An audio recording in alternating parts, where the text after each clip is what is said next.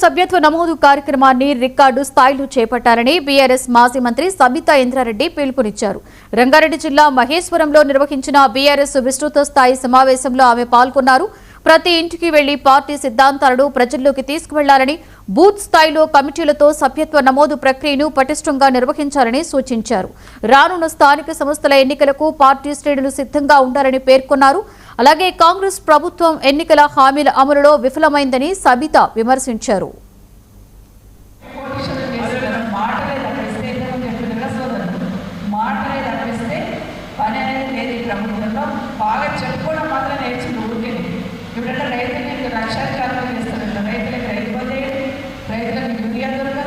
రైతులు పంటలు పండిస్తే అమ్ముకుందామంటే మార్కెట్లో తీసుకోవడం, కరోనా వచ్చినప్పుడు కూడా మనం పొలాల దగ్గరికి పోయి తీసుకున్నాం, ధాన్యం కొన్నాం.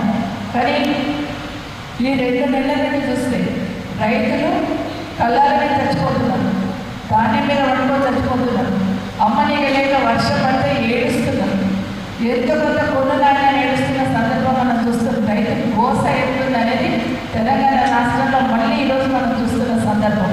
సో వాళ్ళందరినీ కూడా మనం భరోసా కల్పించాలి.